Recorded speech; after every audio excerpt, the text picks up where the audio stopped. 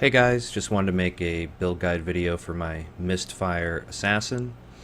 You'll see here I have a Minotaur map, more monster life, speed, attack speed, cast speed, as well as curse with elemental weakness. And just to show how strong the avoidance is on this build, I'm not going to flask off the curse. I saw someone had a suggestion of showing every build doing a Minotaur map, because Minotaur is pretty tanky, the arena's small, and the map's pretty closed off, so it really kind of shows off your defenses. So you'll see here that the playstyle is pretty smooth. Basically, Armageddon Brand has a very short cast point.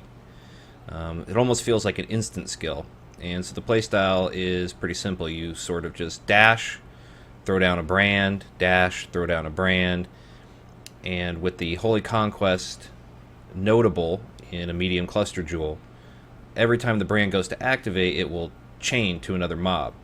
And because Armageddon Brand has a slight delay from when it activates to when the burst goes down, the brand will actually chain to 2 or 3 mobs and activate before any of them get damaged. And this is great because it means that we're going to have our explosions spread out across the pack. And something else I'd like to mention here is I'm not using concentrated effect. It would be about 30% more damage. I'm using power charge on critical support right now. But at least for clearing, the concentrated effect, even with a carcass jack, can feel sort of bad because you don't have the overlapping AoEs. And sometimes that can leave a few stragglers in a pack, even with the brands bouncing around between packs. But really, it's a personal choice. I think the playstyle only changes a little bit. Instead of putting kind of 1 brand down per pack, if you're using concentrated effect, you might want to put down 2 brands per pack. That way you have a greater chance of reaching that full pack coverage with your brands. The brands are pretty short. They don't last very long. So I would say the playstyle is somewhere in between self-cast and a dot build. I like to say the build is sort of a spell build that scales like a traditional spell but plays more like a dot build. Because for the most part, the brands kill quickly enough that you can sort of set your brand down on a pack and forget about it. And you'll see here, and I'll talk about it later, I have Cremation in a set of 4-link gloves. The purpose of this is really to put out a little more damage on single target and create a little bit of area coverage. Since our brands don't last very long, especially in things like blight encounters, it can be good to set down a couple cremations. That way you don't have things kind of coming through. So right after this blight is going to be the Minotaur room, and you'll sort of see the play style again. If you've ever played ED Contagion, or Bleed Bow Gladiator, or an Ignite Trickster, you'll see the play style's kind of similar. You kind of get your debuffs up on the boss, you get your ailments, or in this case your brands going, and then you just kind of play the dodge avoidance game. One thing that's a little bit hard about Minotaur compared to some of the other bosses you'll see is that it's difficult to get the cremations over the boss because he's pretty mobile. And one thing that can be a little clunky with the cremation is that you have to do the desecrate and then the cremates. But even with just our brands here and not using concentrated effect, we're doing pretty decent damage.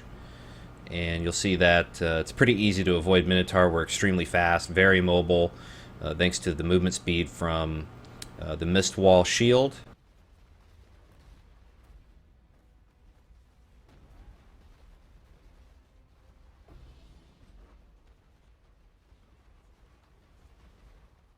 Skills and itemization for this build.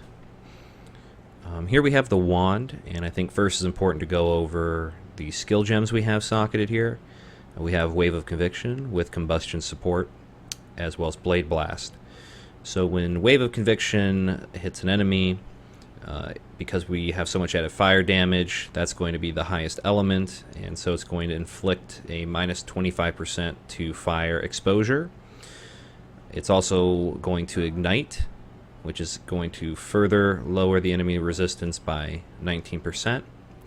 And then Blade Blast unnerves enemies for 4 seconds on hit, which causes them to take 10% more spell damage.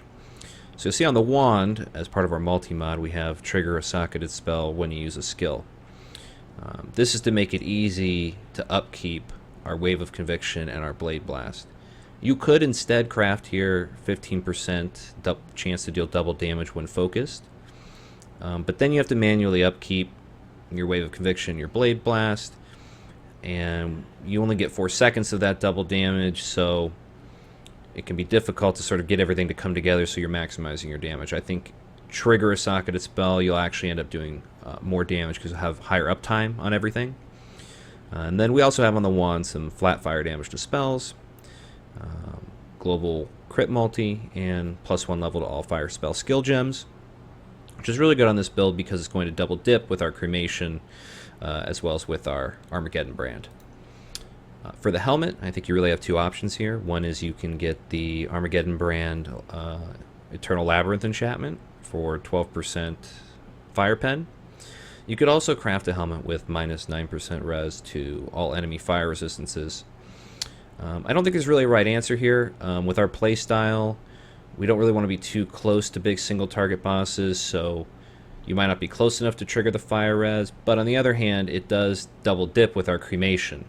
And if you go with the enchant, it's only going to affect Armageddon brand. So I think those are really the 2 options you have here, and otherwise you really just want some life and resistance. For the amulet, you have a couple options. This is more of a damage-focused amulet with a +1 level to all fire spell skill gems. Obviously, you want to harvest craft the life up as much as you can. The other option you may want here is fire damage leached as life if you can't get it on a ring. That'll give you a lot of extra survivability. For the shield, the offhand, we're going with Mistwall. Mistwall is really good here for a couple reasons. First, we're at maximum chance to block attack damage if we've not blocked recently, which stacks very well with the phase acrobatics we pick up on the tree, as well as the elusive we get from the Assassin Ascendancy. We also get 15% chance to avoid elemental damage from hits while phasing. And I think it's important to take a little detour real quick and talk about what we could anoint and how we can maximize the benefit of that. So I think one of the best things you can anoint for this build is freedom of movement. We get a 10% chance to gain phasing for 4 seconds on kill, which means that when we're mapping, it's pretty much always up. And so we're gaining that 15% chance. We also get a little bit more dodge, as well as more movement speed. Other options you can go with that are not bad for this build would be Disciple of the Slaughter, Disciple of the Unyielding, and if you don't have a Cinderswall flask and you're a little bit concerned with sustain, you can always get Hired Killer. That recover 2% of life on kill is really nice, and if you're having mana problems, I think it'd be better just to path to it. It's only 2 points, but you can get recover 2% of mana on kill right here. So depending on what you anoint, I still think it's a good idea to go with this shield regardless. It has a really great synergy with the build. As far as our rings, we have a Flammability Curse on Hit ring. Over here we have sort of a life, small amount of res, damage ring. The life gain for each enemy hit by your spells doesn't help too much with this build, but it's a little nice bit of EHP recovery if you do happen to hit it on a ring. We have a Carcass Jack. This, of course, increases our AoE, more damage, a little bit of all res, some life. These, I think, not necessary, but they certainly allow your Cremation to do more damage. So what we did here is we took an Essence of Hysteria and hit them on a pair of I-83 Shaper Gloves. That gives us the Socketed Gems deal 175 to 225 additional fire damage. We got lucky with the Socketed Gems are supported by level 20 slower projectiles, which is a more multiplier for Cremation. What you would want to do next on these gloves, that I'm hoping to do, is you would remove the cold resistance and you would augment them with a caster modifier. And the possibility there is Socketed Gems have plus 70% to critical strike multiplier. And then, of course, you should finish it off with a +1 level to Socketed AoE gems, as Cremation is an AoE gem, and 8% increased area of effect. That would be the ideal single target gloves for this build. It's a pseudo, 7 link with all of that stuff. I think it really gives you better single target on a lot of bosses, as you can sort of kite them around in the Cremation pools, and that will allow you to do a lot of damage very quickly. The belt, the cooldown recovery speed, really I crafted it for my League starter, which was a VD Spellslinger. It's not necessary, doesn't do anything for this build. We don't use Brand Recall at all. If for some reason you did want to use Brand Recall, again, I don't think it's a good idea for this build. Your brands really don't last long enough for them to be recalled. That cooldown recovery speed would allow you to use it more often. And of course for the boots, we crafted a pair of Tailwind boots. We crit all the time, which basically means we have Tailwind all the time. These are very easy to craft in Harvest. You just reforge a pair of Hunter boots over item level 75. You're guaranteed to get Tailwind. And then from there, you just sort of craft around it. I did augment the life modifier. Unfortunately, although I hit a T1 mod, it was hybrid life and energy shield, so the life is a little low. As for Flasks, you have a few options here. Bottle Faith and Cinder Swallow are, I think, great flasks on pretty much any build. I try to get them early in the league because you can really just put them on anything and they're going to add damage. But they're definitely not necessary. I think you definitely want a Quicksilver Flask of Adrenaline. You could go with Alchemist if you want. I think personally we have enough speed on this build that I prefer the uptime of just having Ample or Experimenters or something else as a prefix. Of course, a Diamond Flask. Here I have of Heat. You could also go with of Warding, because one of the things you can do is you can craft movement speed and cannot be chilled on your boots, so you can potentially drop the Heat suffix for Warding. We have a Cinder Swallow Urn Flask. This build can struggle with mana because our spells cost quite a bit. 45 for Armageddon Brand, even with Inspiration support, and then 88 for Cremation. So having that mana recovered on kill is really nice quality of life. It also gives us Onslaught, which improves the activation time of our brands, and a nice bit of life recovery, especially if you don't have Leech on either one of your rings or on your amulet. And then, of course, Bottled Faith. This is a great flask. It has a lot of synergy with this build. If you'll notice that we are running Zealotry. And what's great about Zealotry is we have a 10% chance to create Consecrated Ground on hitting a rare or unique enemy. So if you look at the Bottled Faith Flask, Consecrated Ground created during effect applies 8% increased damage taken to enemies. Now, to be clear, it doesn't have to be the Consecrated Ground that's created by this flask. It's just any Consecrated Ground that you create during effect. So if you had, say, Purifying Flame socketed in here for your trigger, or if you're using Zealotry and when the Armageddon Brand hits, it triggers that 10% chance to create Consecrated Ground, that's going to apply this increased damage taken. As well as the 1.9% to critical strike chance, and Consecrated Ground has an inherent 100% increased critical strike chance for enemies standing on it. So really this is a great flask if you're using Zealotry in this build, which we do. And then finally, a Life Flask of Staunching. Of course, if you get a Corrupted Jewel with cannot be inflicted by Corrupted Blood, you could use that as well. So just to go over the tree real quick, there's nothing really special going on here with the tree. The only things I'd like to point out is that we do pick up at least a medium cluster jewel. And what we want here is Brand Loyalty and Holy Conquest. So Holy Conquest gives us movement speed, which is nice.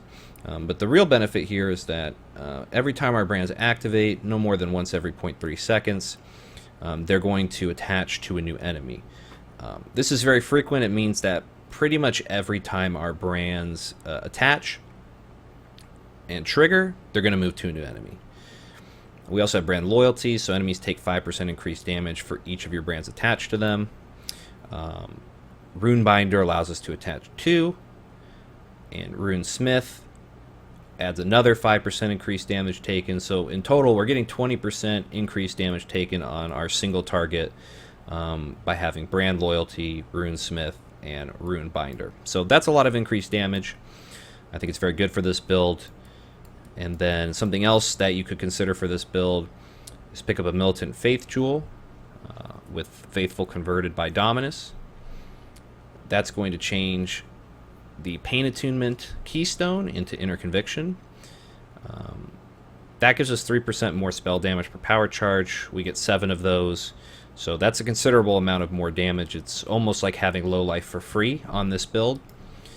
The other option you could go with is a Glorious Vanity Jewel of Ahuana, which would give you life leeches not removed at full life.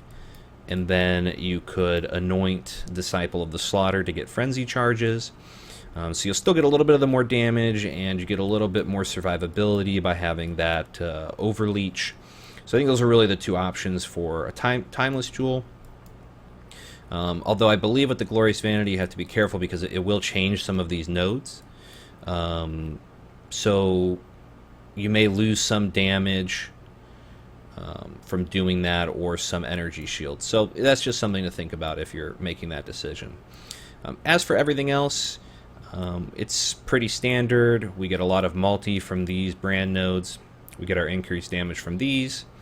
And then the rest is pretty much picking up the power charges, life, and a little bit more crit multi where we can, as well as some fire penetration. And of course, as far as the gems go, we have Armageddon Brand with Swiftbrand, which is really the core function of this build. Inspiration, power charge on critical, or you could swap this for concentrated effect. Elemental focus support, as well as controlled destruction. The gloves, we have Cremation, GMP, elemental focus, and concentrated effect. And really you want the concentrated effect for Cremation because you want to create as much overlap from the Cremation projectiles as possible for maximum single target. In our boots, we have Herald of Ash, Clarity, Zealotry, and Enlighten support that eventually I assume you would level up and hopefully get it to 4. That gives us a little bit more comfort room for our mana. We have Dash, Arcane Surge, and Arcane Surge does work with Dash. It's tagged as a spell. And then we have Second Wind, so we get another charge of Dash, and we can use it more often. In our helmet, we have Cast When Damage Taken support, along with Steel Skin, Desecrate, and Val Grace. We don't actually turn on the Grace Aura, but we do use the Val version for a little bit of extra dodge to bring us to more reliably to the cap with Elusive. And then in the wand, we're triggering Wave of Conviction, Blade Blast, and Combustion support, as mentioned earlier. So that's pretty much it for the build. You can pretty much see everything laid out in the POB in the forum post. And thanks for watching.